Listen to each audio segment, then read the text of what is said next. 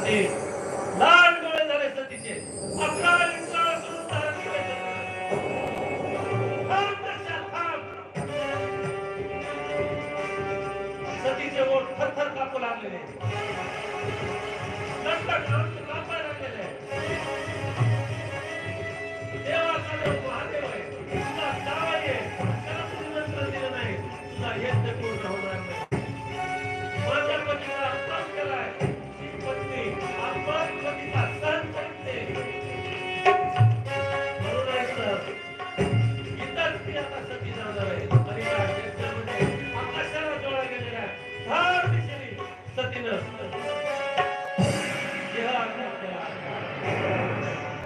धड धड धड धड धड धड सती अग्नीमध्ये विलीन झाली.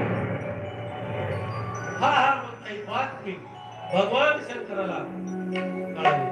तोपर्यंत नंदीश्वराची लाही लाही झाली. आणि नंदीश्वरांनी धडका देव ऋषीमुनी असे पळून गेलेले, ब्रह्मदेव लपून बसलेले, विष्णू निघून गेलेले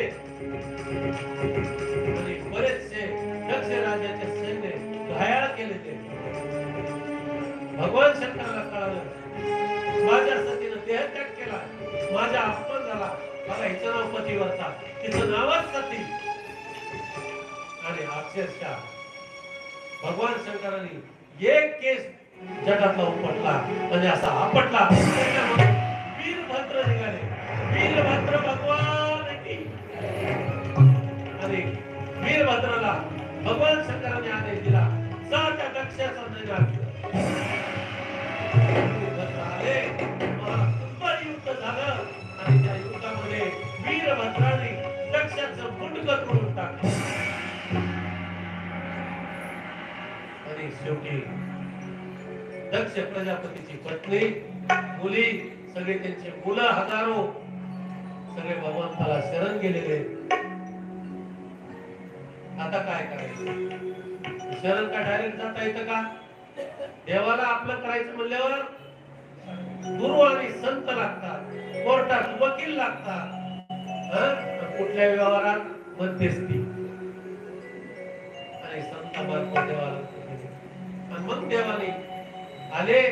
भगवान शंकरांनी बकऱ्याचं मुंडकं आणा म्हणले आणि ते दक्ष प्रजापतीला बसवलं. म्हणून अहंकारी जो माणूस असतो, गर्विष्ठ असतो, त्याचं वय किती असतंय? कमी असतंय. त्याचा नैनाट लवकर जात असतो. अहंकारी माणसाचा बकऱ्यासारखं जीवन असतं.